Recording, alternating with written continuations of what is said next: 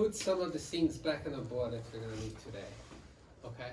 Okay. So, the beginning is going to be a review. So we have additive channel.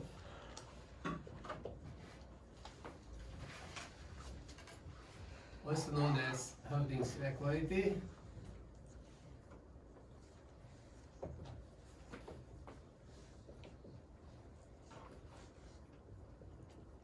So x1 is in 0, 1, x1 to xn coming from P is IID, x bar n is the average, and with probability 1 minus delta, it holds that x bar n, mu is the expected value of x1. X bar n is less than equal to mu plus square root log 1 over delta divided by 2n. Also with probability 1 minus delta, it holds that x bar n is greater than equal to its mean minus this correction factor. Then we have multiplicative channel.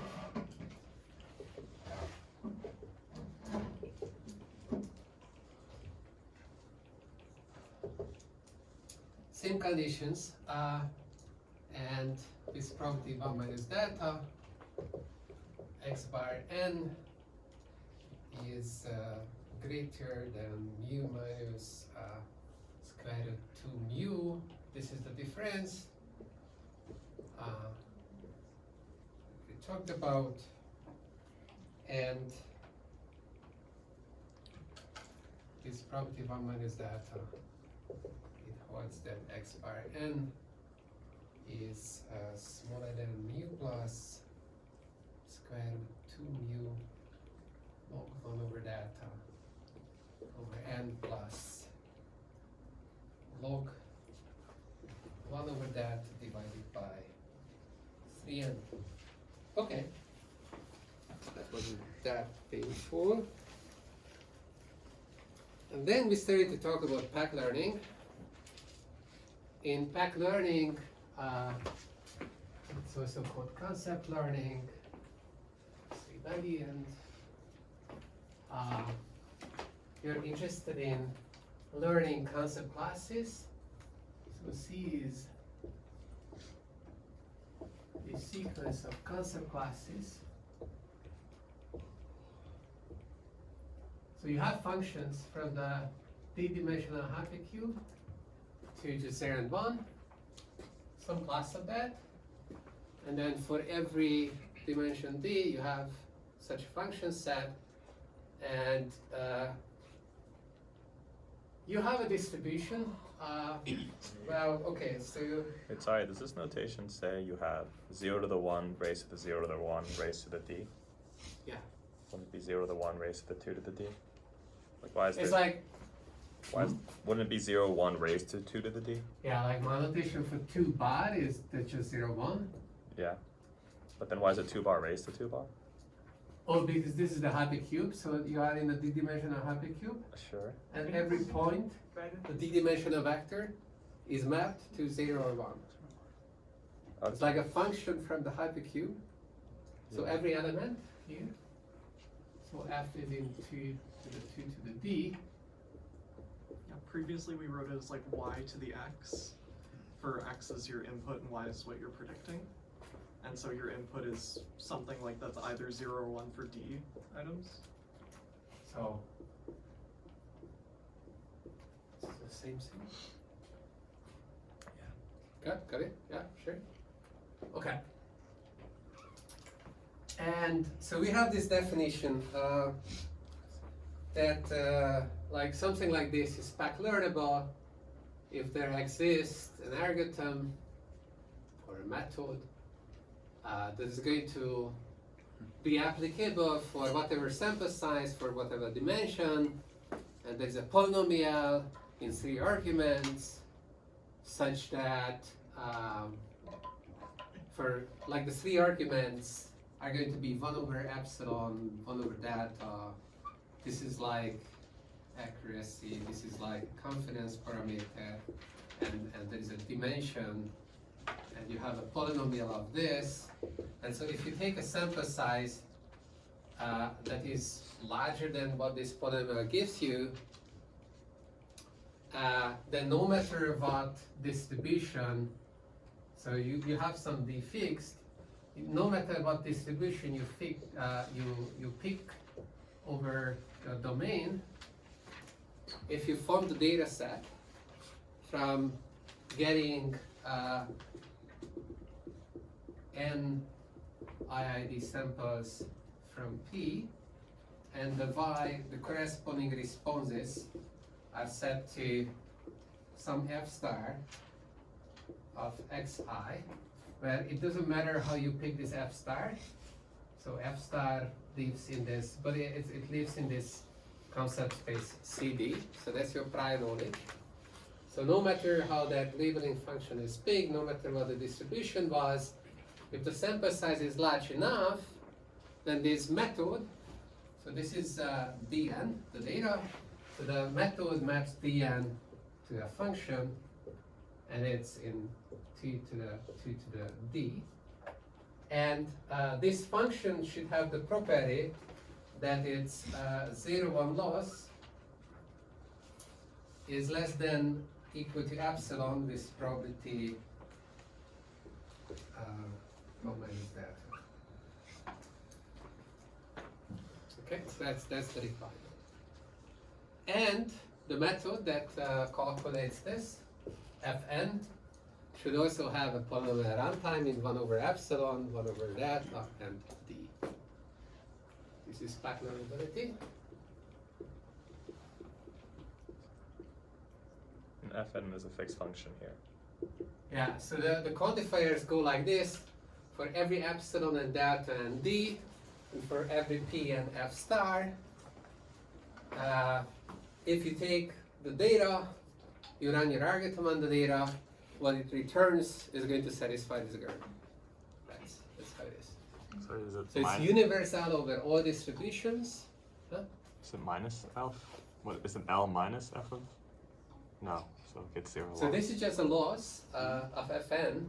So okay, so this is the loss is with respect to P. I guess I should denote that. It's with respect to P and F star, I see. right? Like Yeah. it's like, okay, if you're comparing Fn with F star against this distribution P, then the percentage of inputs where you're missing is less than epsilon. Mhm. Okay? So that's the fraction of the inputs where that happens. Probability mass that happens is less than epsilon. Okay. This is PAC-Learnability, and then okay, you can ask questions like, okay, if I define C and B to be all these functions such that there exists some U such that for every X the function just calculates the end over the coordinates in U, then is this PAC-Learnable? Now how would you PAC-Learn it? I see. Okay. So the C-end class is C-end D. D is greater than.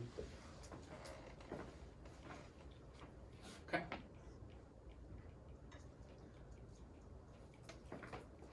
Well, to break the tension, the answer is going to be yes.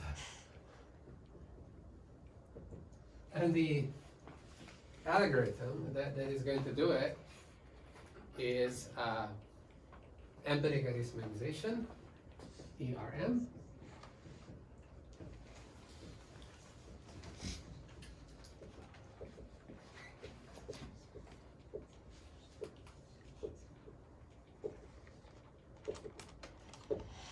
So this is this intuitive algorithm that, you know, if you have the sample, then you can assign to any predictor its empirical loss. So it's the portion of the sample that your predictor is not getting the label. Okay. And the ERM choice is going to be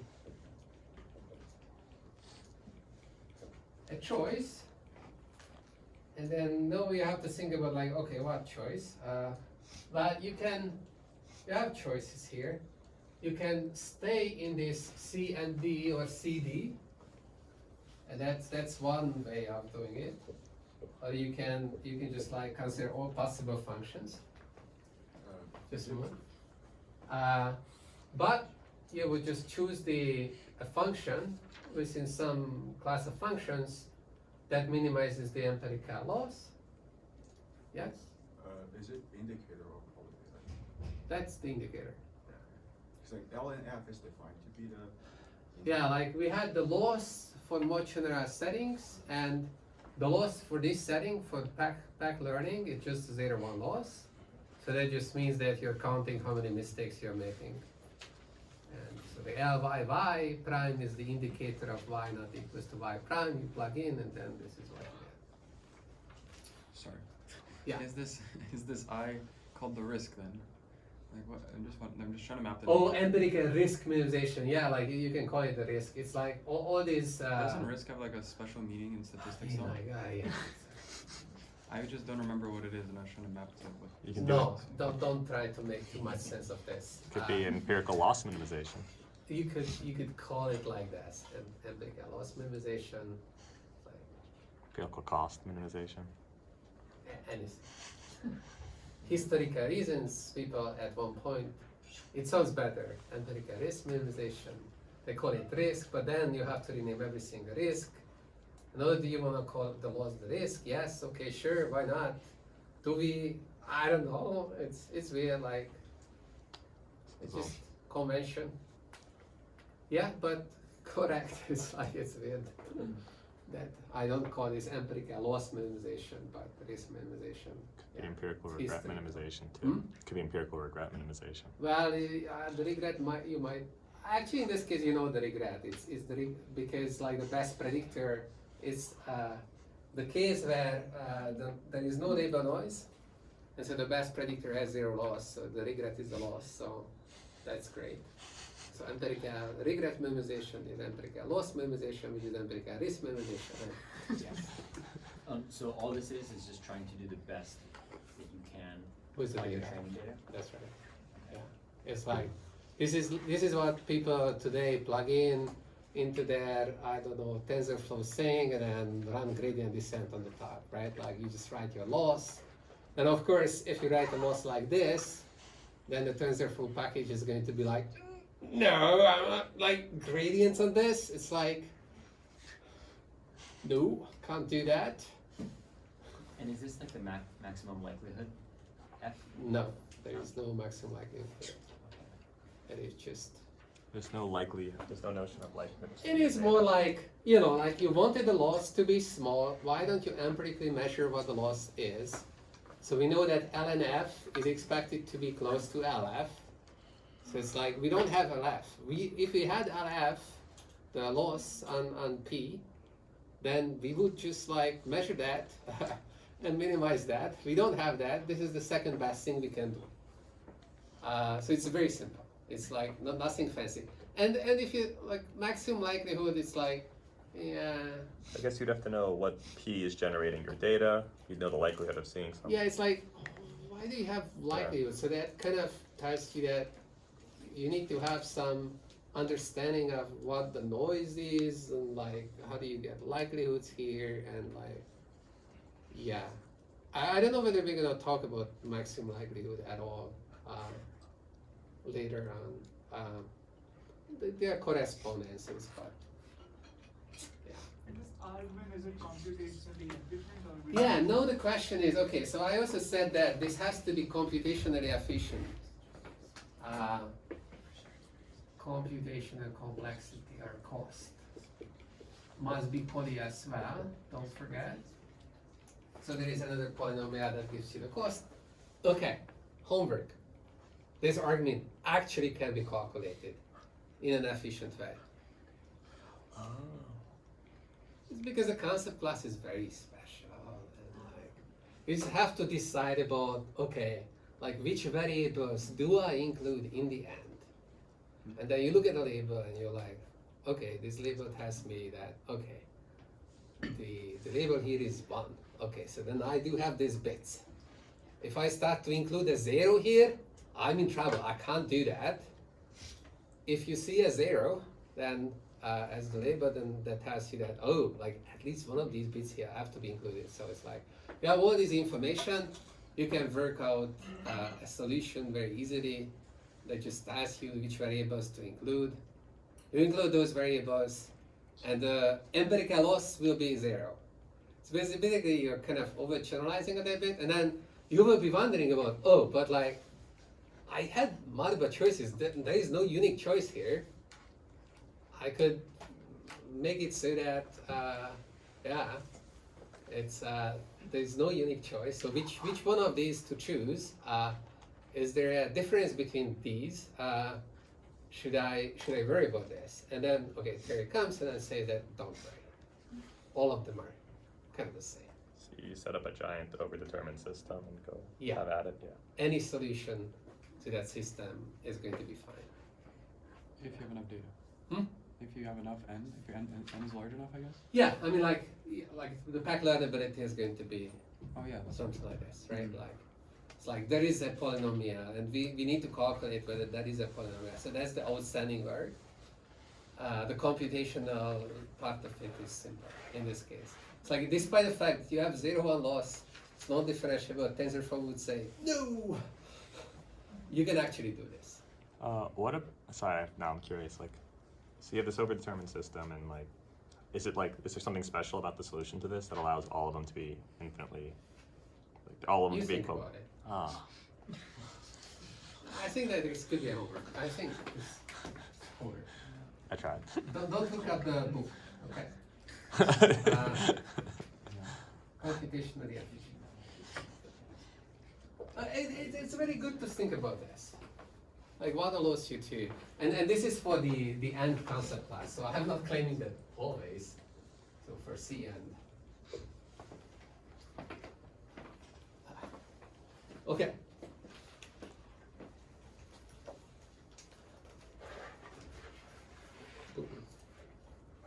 All right. This type of learning, where you put here CD, and this is going to have this making things computational, because otherwise, like, you have so many solutions, right? Like, I mean, like, it would be super easy to get an empirical, to set the empirical risk or empirical loss to be 0 if you have no restrictions. But even with this restriction, it's like easy to get 1. But anyway, so if you put here CD, then this is called proper learning. This is a proper learner. And okay, this suggests that, okay, so what's the definition of proper learning? Proper learning happens whenever the learning algorithm is given some class that is known to generate the data, and the algorithm restricts itself to return a predictor from that class. So just like doesn't go improper. But there is nothing improper about improper learning, and in fact sometimes it can be helpful to go outside of the class and you can learn faster, but maybe we cover that later. For now, this is just proper learning. The setting we already talked about, it's realizable, and it's 0 noise. It's like really special setting. So for the C and class, you have to choose U. Is D fixed? The way C and is written, it seems like you can sweep over D, but you can't.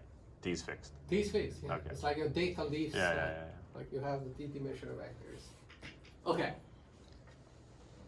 All right, so next question is this algorithm. Let's say, okay, let's get some results going for like the actual loss on Fn. Okay, so we fix P, we fix F star. The P F star fixed. We get our data, we get our Fn, and we're going to be interested in the loss of this guy. And we just want to say this is small. Okay? And what you're going to do is that this is a big hammer. You just add and subtract until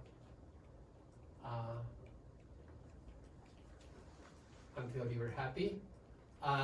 So I'm subtracting the empirical loss of Fn from its loss because we are controlling the empirical loss, not the loss. These deviations between the loss and the empirical loss, they should be controlled because of the statistical properties of the sample. So the concentration inequality should be helping us with that. And now we are controlling this. And so we are hoping that this is going to be small compared to the loss of F star, which happens to be 0, but like generally this argument works. So I'm going to show this more generally. So we added this.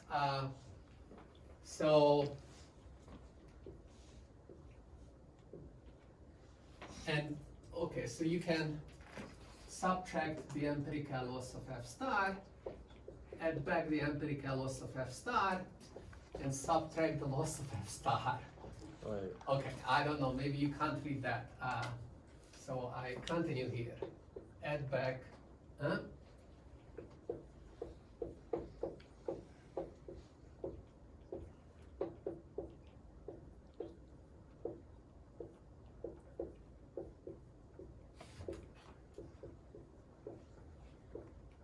I didn't do nothing.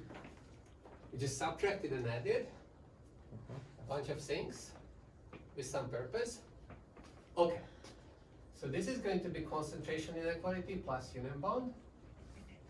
And we need a union bond because Fn is random. So here, this guy is a nice term because we have ERM. So ERM minimizes this loss.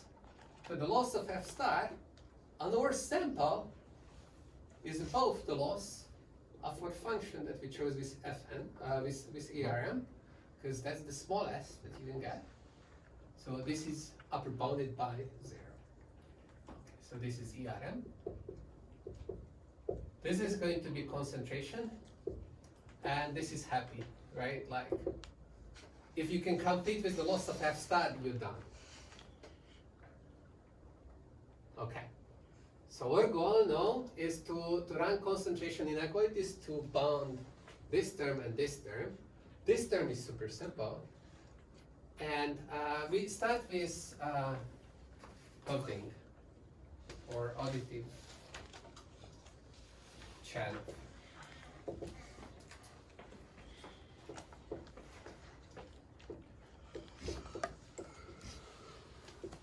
So this just says that with probability 1 minus data,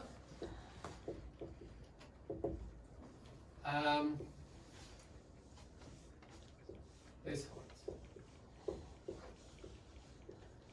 Why? It's because the loss is between 0 and 1. So this is the average of a bunch of random variables, these guys.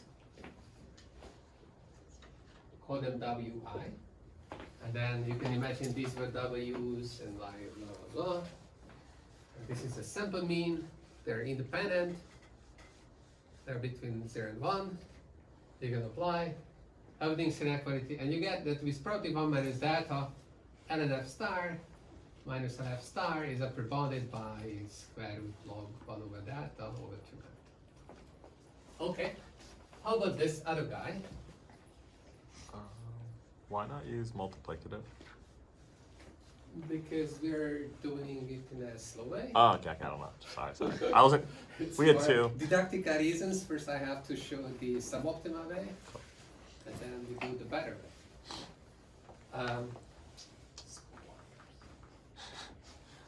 Okay. So this guy here. How do we upper bound this? So this is upper bounded by taking the maximum or all possible f in CD. So this uses that Fn is in CD. Alright, so that was important. The algorithm chose this predictor in CD. So I can take f over CD and then now I just go and replace Fn with f. Everywhere I see it, okay? And now we just need to upper bound each of these terms simultaneously for all functions in CD, okay? We have in fact already done this a couple of times.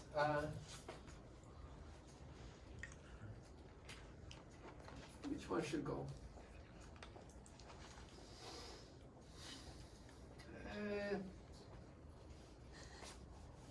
You remember what was here?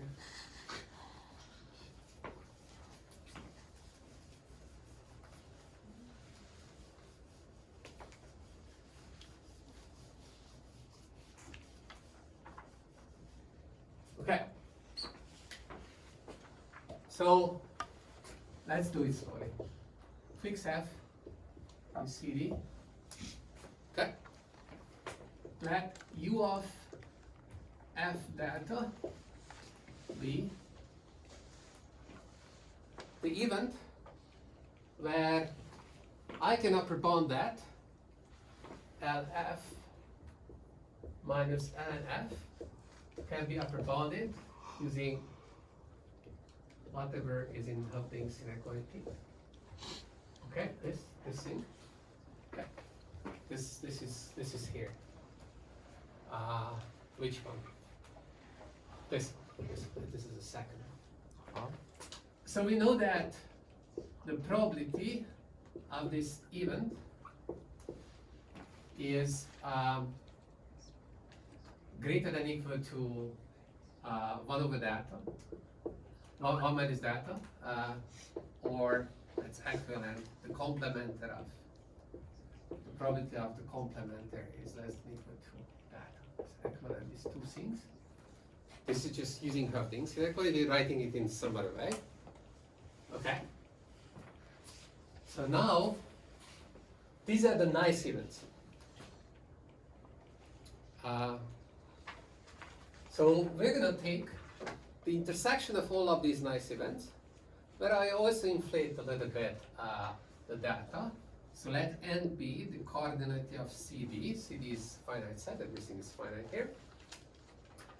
And let u be the intersection over all possible f in CD of uf and delta divided by n. Okay? This is an event where all these nice events holds. This is the intersection of all the nice events. So whatever f I'm going to pick, the inequality is going to be true. Except that now data needs to be replaced by data over n in the inequality, because here I'm using data over n. Okay, so the reason I'm choosing data over n is because the probability that the complementer of u holds, the bad thing happens, is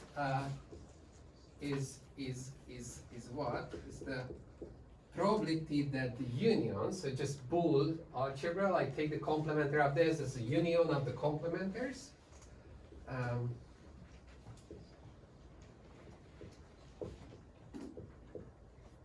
Okay, and then this is just equal, and now I can use the subadditivity of probability measures.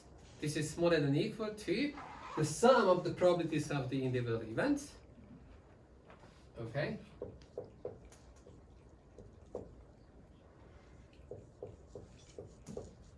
Ooh. Okay. Okay, these are complementars. And every one of this is less than equal to delta over n, right? Because we said this. So for every delta this holds, so for the delta over n this holds, this is delta over n. We have n of these, we're adding them up. This whole thing is represented by that. Okay. So on the complementer of the mass, probability mass assigned to the complementer of u is at mod delta. Okay? So the probability that we are on u is at least 1 minus delta, and on u, nice things are going to happen to us. That's the premise. This is always the structure of all of these proofs. This is the only time I do it, and the next time you have to do it, right? Or I'm not going to say it. I'm just going to say union bound, and then, yeah, like this whole subroutine needs to be called. But it's always the same. Okay. Right, this can go. Right, so on u, what happens? So let's calculate on u. So let's assume that even u happens. So why did we construct u? The reason we constructed u, because on u, all of these differences are bounded by this value, with delta replaced by delta over n. So it holds that for all f in CD, Lf minus Lnf less than equal to 2 square root log n over delta divided by 2n. Okay, so that's equivalent to that maximum is also that small, right?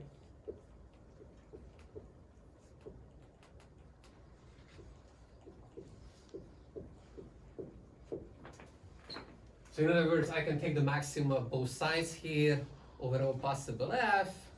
I still have the same inequality. These two inequalities are equivalent. Just a question, why is it suddenly big N over delta when the previous thing we were proving was an event where LF minus LNF is... Sneaky.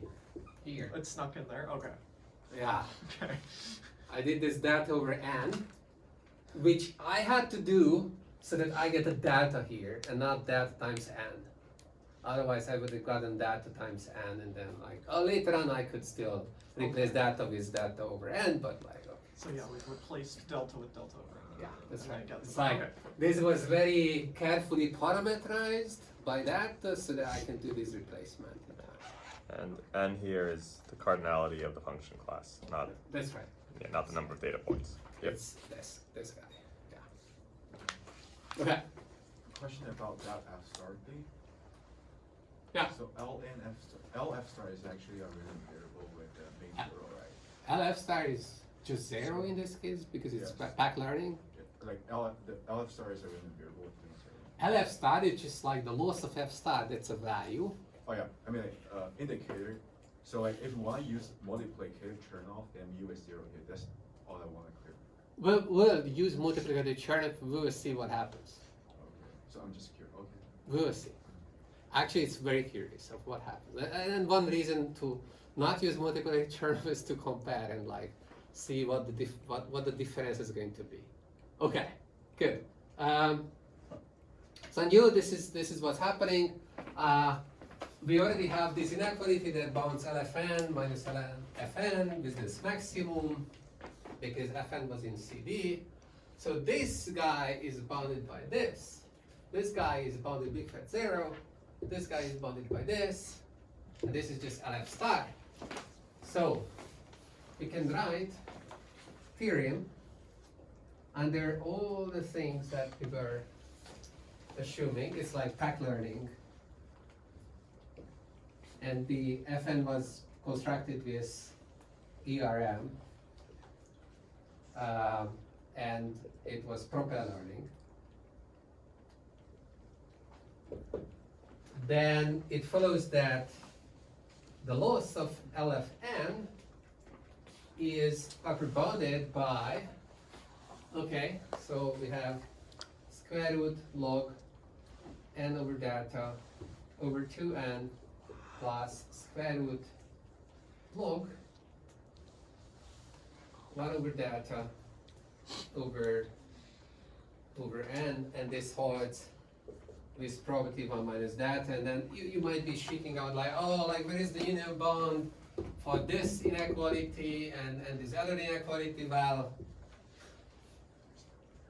actually you need a union bound. I was gonna for say, that. Okay, isn't so, it with delta over 2? so make this n plus 1, so whatever. Yeah, like you know how to modify it, right? So if I want this probability 1 minus data, then I make that n plus 1, and then it's like, because for one of the functions you need the other side of the inequality of Hoeffding, so we're just using one side of the Hoeffding inequality for n functions, and then for one of the functions, f star, we use the other side as well. So altogether, we use Hoeffding n plus 1 times, and so no data should be replaced with data over n plus 1. I mean, that's one way of splitting the error. It doesn't really matter. Like, I could have said, the whole thing is like, oh, n over data, and then multiply replace the data with data over 2. And then I would get 2n over data, and then everywhere, and that's kind of also okay.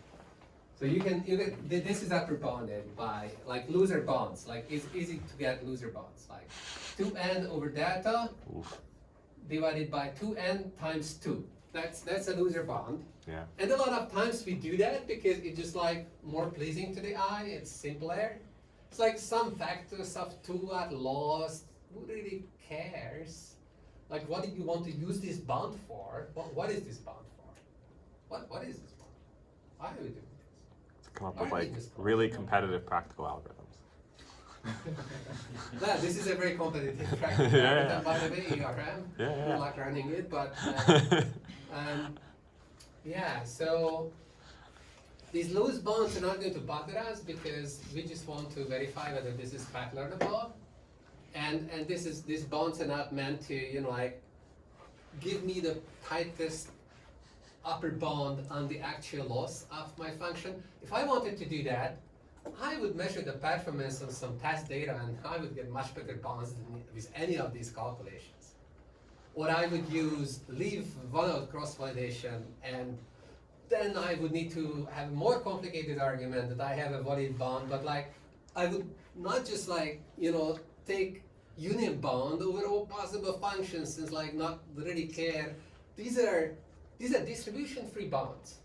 They don't depend on the distribution. I would want to have a distribution and like specific instance-dependent bond if I really cared about predicting how well I'm going to do. And the first thing I would try is to split the data to train and test. Once you have test data, you just run Hoeffding, you get a much better bond, or multiplicative Hoeffding, or like something like that. It's like you have plenty of choices. So let's not get confused about the role of these bonds. The role of this bond is to figure out, finally, whether this concept class is PAC-Learnable, whether we can get a polynomial sample complexity bond, or the sample complexity needs to be larger. Or like, we don't know, because like from this, if we fail here, then we still don't know whether it's like all algorithms would need to fail, or just this one fails. But we're not going to fail. Okay, we're almost there, yes. Where did the n plus 1 come from again? The n plus 1 came from because we had n Hoeffding's inequality previously, and we have one more from here. But isn't that where the plus Yeah. square root log 1 over delta comes from? No, you have to pre-split. Okay, so here you're splitting this, Oh, I see. then you have like, n minus 1 times data over, so you have n times data over n plus 1, and then in the other one you have, maybe you have n plus 1 over data. Okay, yeah. In the other one as well, you have n plus 1 over data, and then you add the two together, and then you get the data. I see. By the way, so when you're applying a union bound, there are all these bad events whose properties you want to bound. And what you do is that you are splitting your total confidence budget, this data, between the bad events. I splitted them in a uniform manner. Like I said, I have to deal with n+1 bad events. Let's split it uniform way. Why do I split it in a uniform way? Is that always the best thing you can do? No. In this case, the uniform is a good way because all of these upper bounds look the same. But if we had multipliers there, then like I would play around with like what's the best way of splitting up the total confidence budget. And I might be able to get at a tighter bound. Not in this case. Like here you can try, oh, is there a better way of splitting up the confidence budget? Whatever way you split it up, this is the best you will be able to get. If n was infinity for some other class, then we could still do This would- similar cancel. That's coming, probably not today, but it's coming, yeah. It's like we're not going to stop at finite, never. A second question, if it's not too much of a digression, in our theory we wanted to apply union bound on something and then there Yeah. was some problem with the results. I remember like in somewhere in our theory we wanted to apply union lecture bound on 6. something. Hmm? Oh, The lecture, they're very confusing. Probability. Okay, I don't know what's the. Oh, okay. Anyways, like if this is clear, it's clear. If earlier I confused you, forget that. Just remember this. Is this clear? Yeah. Okay, good. Oh, sorry. Is the denominator also 2? Because like, No. how does that inequality? Oh, this 2n? Yeah. Yeah, it's 2n. Of course it's 2n. look at all That was 2n here. That's a copy paste error. Yeah. Good. Just to clarify, proper learning here means that Fn just belongs to the concept class. A proper learner, a learner is called proper if the learner is taught about the concept class and it stays within the class. It doesn't return a predictor outside of the class. And we call it proper, which is not a proper way of calling things, but historical reasons again. This is the first thing people, they came to their mind and like, it's like, oh, let's go with proper learning. So is it just to say that you can potentially find F star running your algorithm? I mean, like in this case, it really helps with the proof. In this step, we would have been in trouble. So sometimes it's a good idea. Sometimes it's like maybe you want to go a little bit beyond your class, but maybe not too much. Yes, we'll come back. And just to clarify, so what, which entity or function would it be A that would be the proper learner, and it gives an Fn in the. Yeah, AA was this map that maps data to it, and we call A proper learner if wherever it maps is the concept class. Okay, yeah, that's the proper definition. Okay. Okay, so the reason we are doing this is because we want to get, like you remember, I told you have to remember PAC learning definition. LFN needs to be smaller than epsilon with high probability. Okay, we have the high probability part, that's covered. With probability 1 minus data, you have this upper bound, but this upper bound, is this small enough? Well, if we choose n big enough, this surely is going to be small. So let's use the loose upper bound. So if you use the loose upper bound,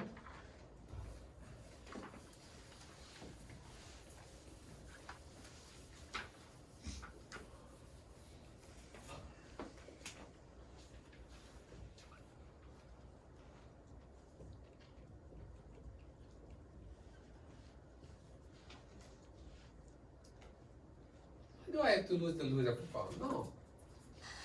I'm going to put the 2 there. yeah. For nothing. n+1. There you go. Much tighter. Solve. We want to verify that this holds. So we just have to. I guess Okay. Tong doesn't use the n+1 Huh? thing. I guess Tong doesn't use the n+1. Tong is like. But he uses a different, like I was trying to map it to this, but now I think like what he did was he bounded the absolute value of that thing. Yeah, like And then he might be doing. and then his then it still ends up being the same as, like, you end up Sure. with 2, right? I mean, if you do the absolute value, then you're losing another factor of 2. So Yeah. like, yeah, we are saying that too. Yeah, but then you They're could, very, very if you remember those 2 terms in the decomposition, you can like combine them. Then, right? Because then they're both like the same. Wait, can't No, L? no, no. I'm like, you really lose if you use absolute value. Yeah, if you But look at- let's move on. okay. Wait, can't L of f, a random variable, be less than the loss? Can L of f be less than Like F L and F? L. Sure. LF is not random, right? Like just the mean value of certain f. Ah, I see. Okay. Okay. So this is equivalent to. Oh my God. That's 4. That's actually So good. that's like at 2. I think you're right. Oh my god. Okay. Okay. It doesn't change anything. Because No, it doesn't.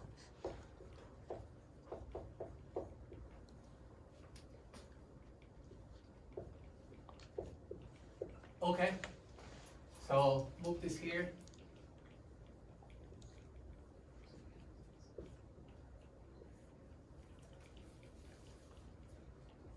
Okay. Successfully inverted this. The polynomial x, y, z. You're not going to recognize it if I write it this way. So we work out from this. Oh, okay. So what is c? Like that's okay. Like there's a C. So I don't know whether this is a polynomial, but like I'm going to propose this function. This is the coordinate of c plus 1 epsilon squared. And okay, is this a polynomial? I'll see. Obviously there is a log and whatnot, but like you can run it to make it a polynomial. So it's good enough, right? So the question is whether CD, the coordinate of CD, is polynomial or like not polynomial. It's like just exponential in D. If it's just exponential in D, we're good because it's within a log. And so for the n plus, it's there. Yeah. So how many functions do we have here? 2 to the D. Well, 2 to the D? Seems right. Like how many subsets we have of D elements, right? For every U, we have subset. So this is 2 to the D. Okay. So here we can plug in. So the polynomial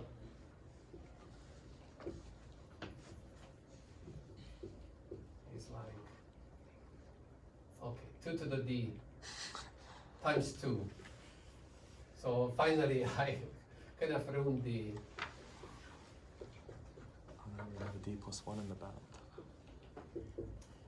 and then that's like these are D times some constant that, who wants the name? I don't know, like complicated. Ah.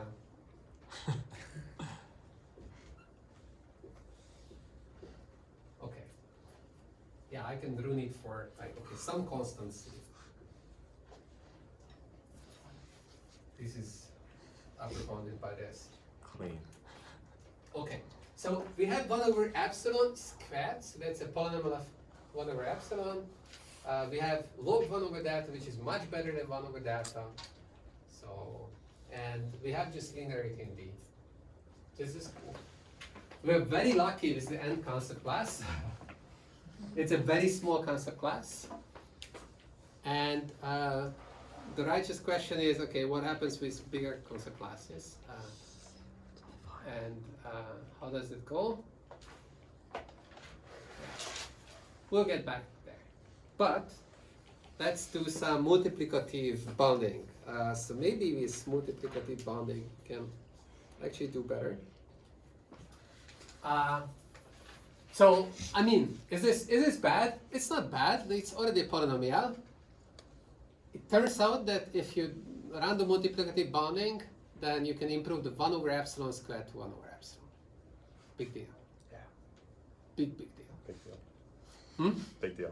Big discovery. Yeah. It's because if you try to prove a lower bound, then you wouldn't get the 1 over epsilon squared, and you start to wonder about like, where did things go wrong? And things go wrong because you were using the wrong concentration inequality. So it's kind of cool and interesting to try to use or figure this out, right? Okay, so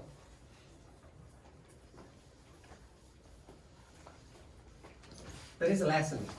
So even though I was bashing this multiplicative inequalities that like it doesn't give you faster rate or whatnot, here we go. Like 1 over epsilon squared is going to be improved to 1 over epsilon. It is. In this case, it is. Yeah, in a special case. Yeah, like why? Because we assumed L star of F star? Or is it L of F star? L of F star. Is 0. Yeah, L of F star is 0. It's like, that's really lucky. But fine. I mean, like, it's a good lesson, right? Like, if you are in a special case, sometimes things can improve. The general case would be that, okay, you just have L of F star under the square root and like, And I don't know. if that happens to be 0, then like you end up with the lower order terms only. But you could have like a really powerful function class that maybe can. Yeah, Yeah. that's right. It's like you're trading off these different things. Okay, anyways. Multiplicative channel. It starts the same way. We want to bound this. Always starts the same way.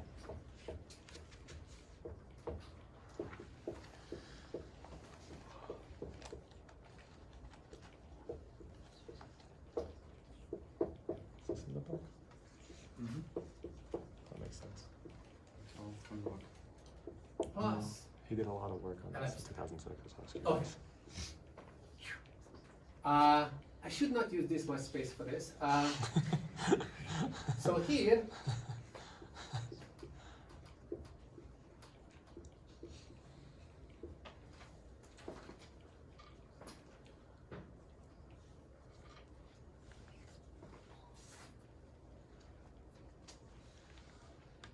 this is upper bounded by this. So Fn is in CD.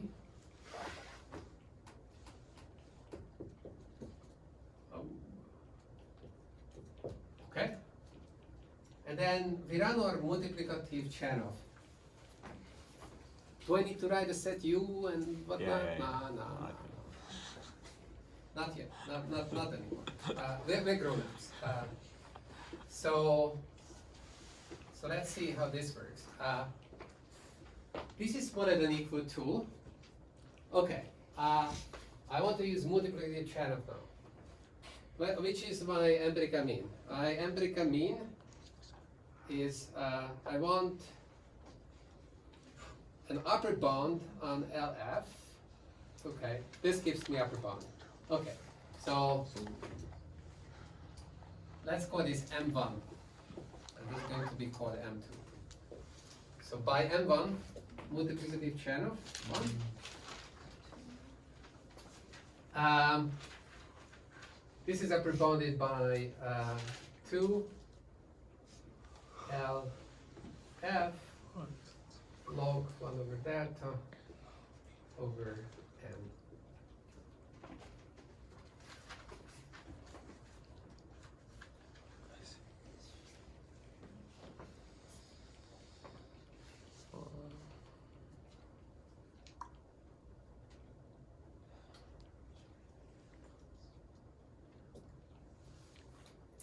Okay, so maybe don't write this. So we want to use these inequalities, and okay, so let's do the n plus 1 over delta. So with probability 1 minus What? delta times n over n plus 1 for every f is hot. This is just multiplicative channel. Okay. Then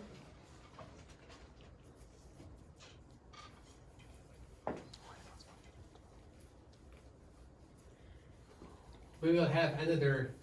So oftentimes these proofs are best organized, well, once you know what you're doing, by first stating what concentration inequalities are used with what, like all these bonds, and then just say that, oh, from here on we are on this good set, and then on this good set we're calculating. Yes. Wait, is that 1 over delta n over, I think, this is shade n. Which end?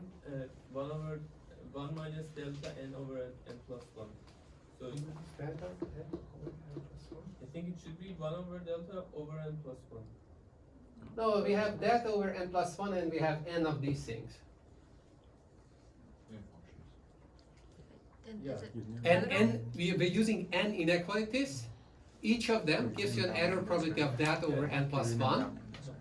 So That's altogether not a it's n question. times delta over n plus That 1, LF is the total it's error really probability, bad. and we are just like writing 1 minus of that. sorry, then is it capital That N LF is or large. small n for? These are capital N's. It's the max over all s in your function class. What this thing could be.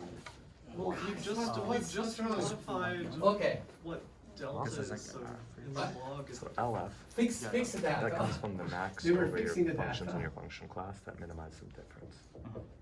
That thing And is then like, I think this it's probably probably 1 minus bad. It's a n function with bad times loss. delta over n plus 1. That should be Okay. around that one. So because we're doing each of this these one. Yeah, but we want to Holds. get a 1 over epsilon rate. outside of That's going to an be event the same rate as before. of probability at most delta over n plus 1. That's the bad event. The bad event's probability is delta over n plus 1. Okay? The union of the bad events has a total mass because we have n of them, of n, most n times delta over n plus 1. Okay? So the good event has a probability of at least 1 minus the upper bound of the probability of the bad event, which is n times delta over n plus 1. The calculation that we were doing before. And then I guess the one last term is missing, that's, we're gonna use for that third term. That's right. Yeah. That's where the last And question is. so the other inequality is like ln f star minus l f star. So this holds with probability 1 minus delta over n plus 1. This inequality also holds.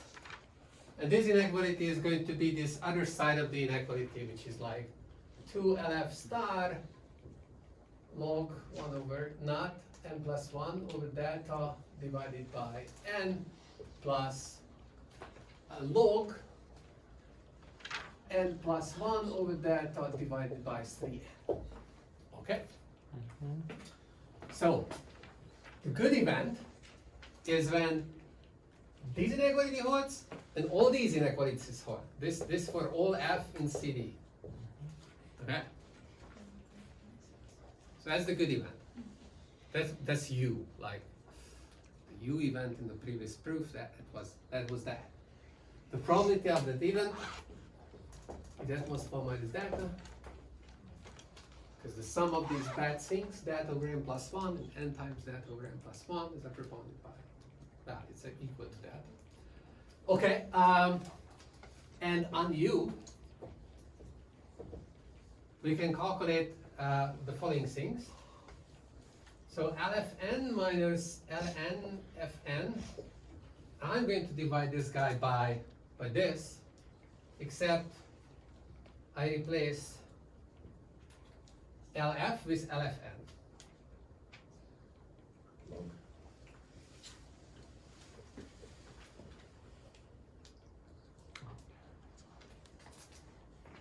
Okay, so if I divide by infinity, sorry, 0, then that means I should be getting infinity. So if F1 happens to, okay, so if F1 happens to have a 0 loss, I don't know, what do I do with that? Then I'm very happy, right? Like, Well, you there have are two 0. cases, You have 0 over 0. then there is nothing to be proven. So if, okay, case 1, if LFN is equal to 0, then we're done. So on U, and LFN is not 0, I can do this. Okay. So now, this guy here can be upper bounded if we replace every occurrence of Fn with F, where F is in CD, and we take the max. And this is because Fn is in CD, right? Like this is just like an expression that involves Fn takes values in CD. You take the first value of this expression, where F ranges over all possible values that Fn can take on, you get something here.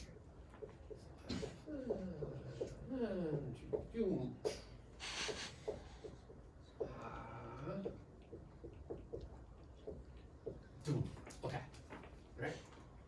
Mm-hmm. You also want to exclude the functions with LF equal to 0 from that max, right? Oh, the LF, yeah.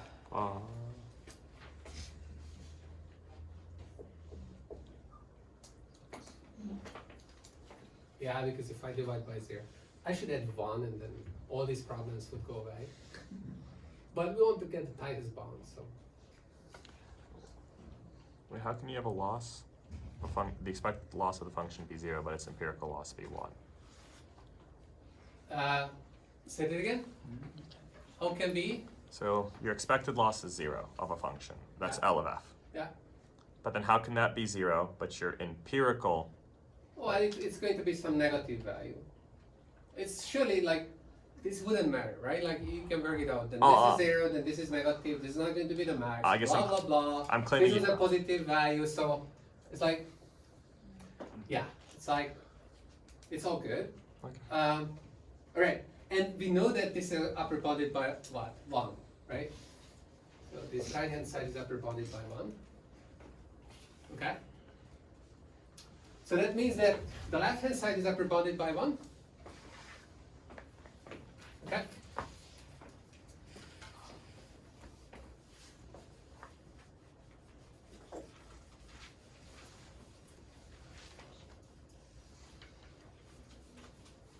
Okay. So spell it out. This means that this is less than equal to 2 LFN log n plus 1 over data divided by n. Okay? Sorry, why is it upper bounded by 1? Oh, because like we started from here. These inequalities hold. I divided by this. So all of these are bounded by 1. I see. So the maximum is bounded by 1 too. Good question. So this is upper bounded by this. Okay. And we have that guy is upper bounded by that quantity. So altogether, what do we get? What's the difference between the thing we now get and the thing we got from M1? That L of f can be very large. You don't want that. Like for each F, M1 gives us like F. It's basically a complicated way of showing, well not complicated, but like a rigorous way of showing, that since you have this inequality holding for every f if you're a function class, and Fn is in the function class, the same inequality holds for it. Okay, so why we cannot plug it in a rigorous? Because then you need to argue like, why does it hold? There are multiple ways of arguing. This is one like pretty standard way of arguing. Just divide and like just take the max over like maxing away the random quantity is like a very standard way and easy to see it works. Another way would be to kind of just like decompose this into these indicators like. So if you want to show that this holds with Fn replaced here, then you would start to write that sum. So sorry, this LFN minus ln Fn is the sum over all possible values of f in CD, indicator that Fn takes the value of f times this. Under the effective indicator, you can replace this by this, and then you can replace it back by Fn. That's the same argument. But like, you need some kind of argument, at least when you're starting, because otherwise, like, if I just say, oh, because this holds for every f in a function class, therefore we can replace f by Fn, then I think you rightly ask, like, why is really that the case? Like, show me the algebra. I'm like, you know that it's true if you can write the elementary inequalities that give you that it's true, not just when you look at it and you're like, oh, that must be true, right? So the question is, okay, how do you close this little gap? The indicator function method is one way. This ratio way is another way. The ratio way is also going to come up a lot. So that's one of the reasons I'm showing the ratio way. Okay, need to finish. Okay, so we have this. So LFN is upper bounded by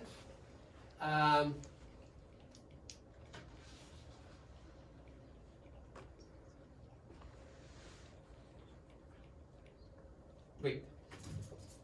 So LFN, so we had the first term, that's upper bounded by square root 2L Fn log n plus 1 over delta divided by n.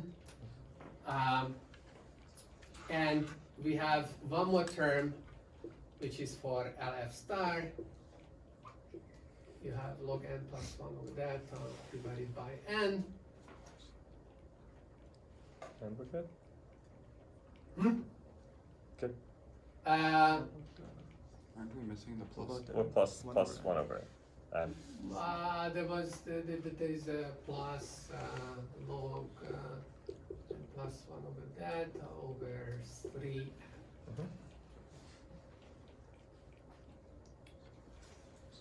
yes. The second term that we're adding though would go to 0 since LF star is supposed to be 0, right? We don't have any loss on the F star function. Right.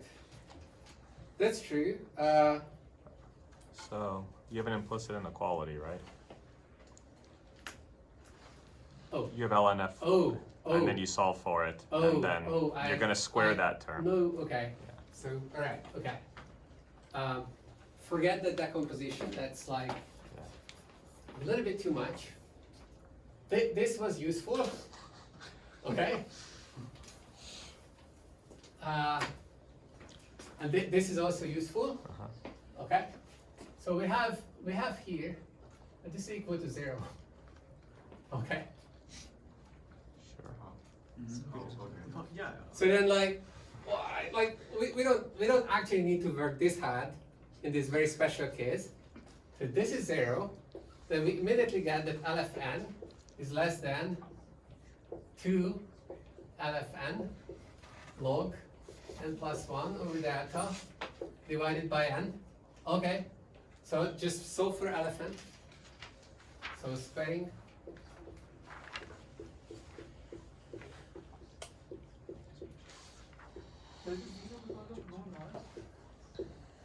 Yeah.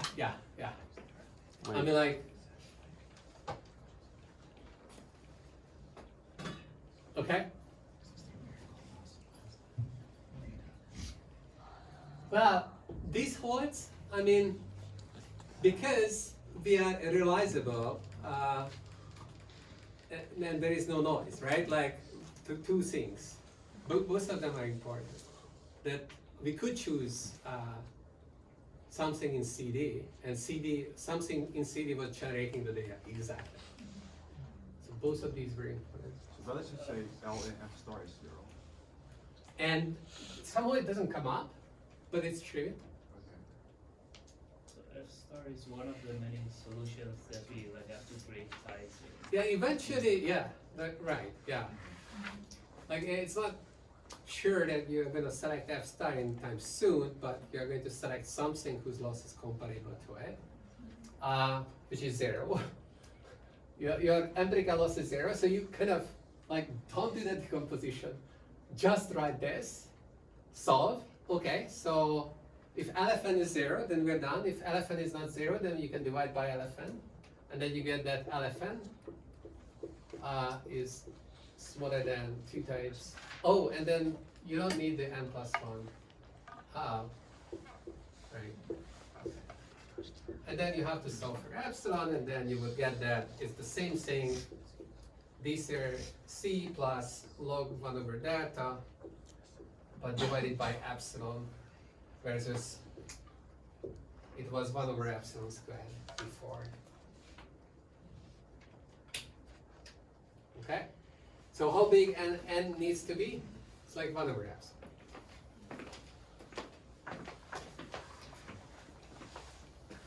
Okay.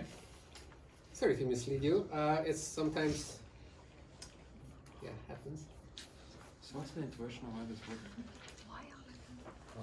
Like when will this work? Like when should I use multiplicative turnoff? Like, if I Oh, look at my like problem- small loss, zero loss. In general, okay, so loss multiplicative, yeah, like multiplicative things are gonna work well if you have something, small variance, small thing. So in this case, LF goes, like, you're estimating LF in a way with the data.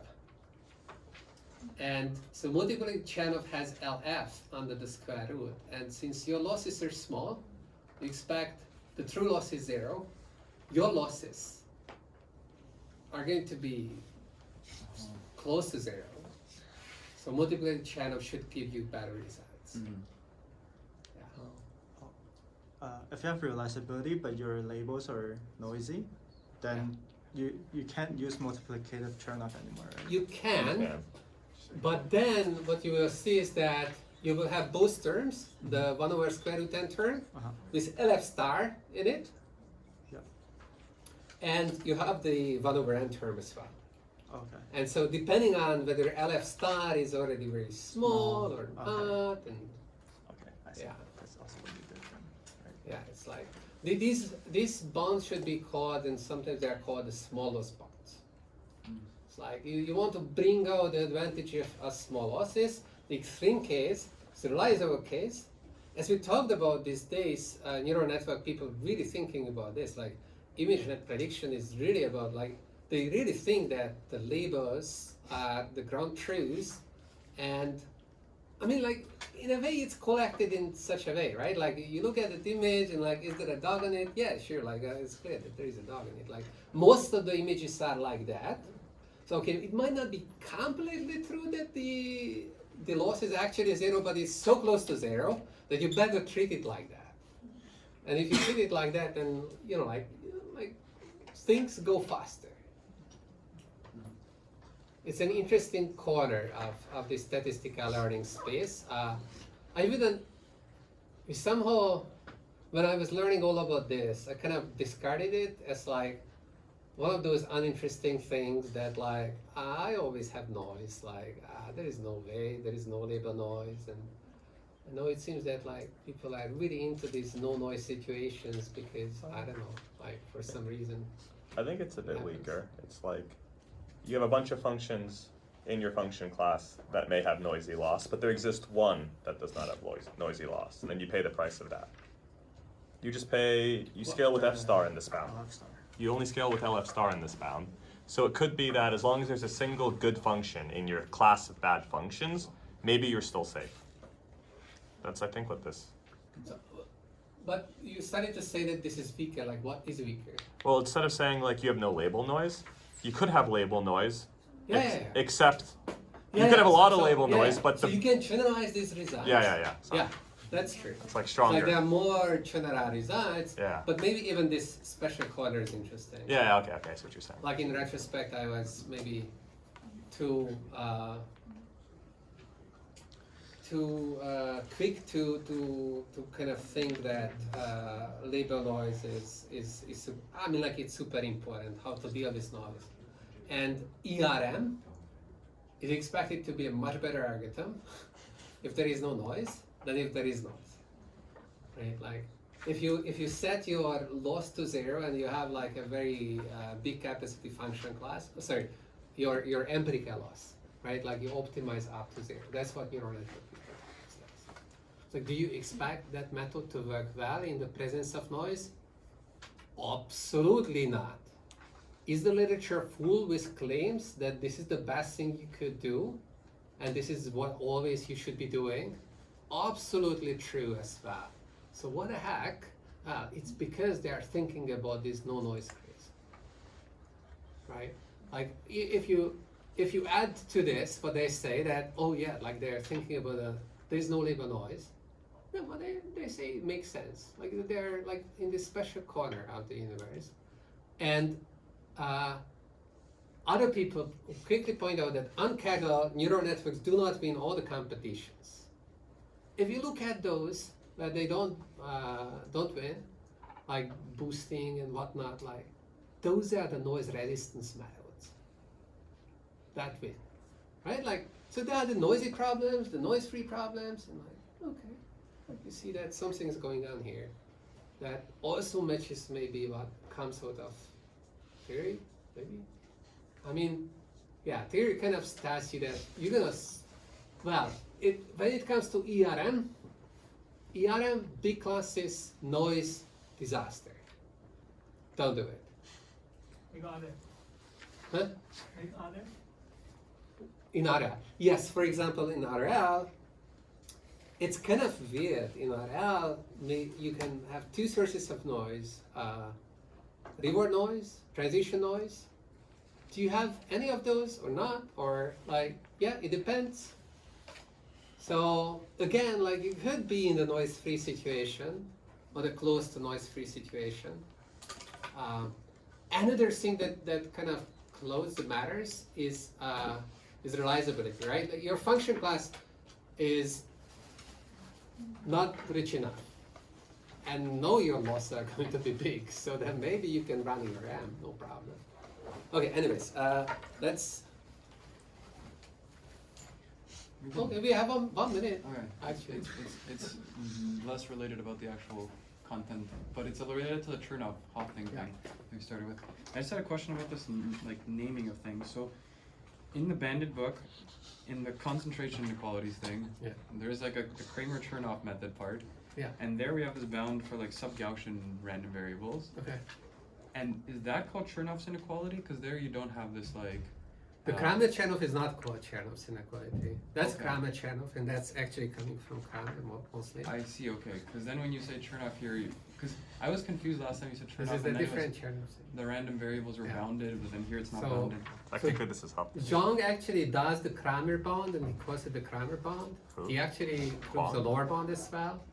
So there is an interesting lower bound that tells you that this exponential tail concentration is like kind of the best that you can have, and that's the Kramer-Chernoff methodology or bounding technique. Oh. Yeah. Is Kramer Chernoff where you just raise Markov to the exponent? Like, is that like? No, it's like the Kramer component of all of this is a claim about that the theta cannot decay slower than exponentially with a certain coefficient there, and that coefficient can be obtained by the CGF of the distribution that was used to calculate the averages. And it's like a very precise characterization of how fast these tail probabilities are going to like upper and lower bounds matching exactly. Like you have e to the minus cn, and that c constant is calculated exactly based on the CGF. And it's like a beautiful result. It's an asymptotic result. Let's say, well, okay. So there's a non-asymptotic version of it, and Tong is very nicely does the non-asymptotic version. But asymptotically, that constant is the right constant. It's like you can't like there's no question. Like the lower and upper bounds, like there is a limit to this. Like the tail probability, if you take the log divide by n, it goes to a constant, and that constant happens to be related to the Coulomb generating function or moment generating function in a very nice way. It's like, wow, it's really nice. I'm not teaching this because you can read it, and it's very interesting and beautiful, but it's kind of tangential. But it certainly like enlarges your view if you learn it. Yeah. And just this, so the Kramer one's the most general, and then Hoffding's is like a subset of this.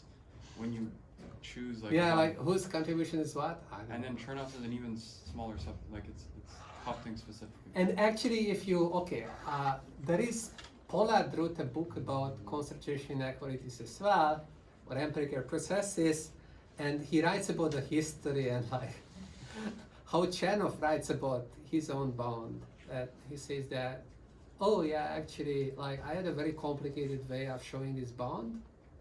And then there was this young colleague, I showed him my complicated bond, and he showed me this based on Kramer's method, the short bond that you learned today.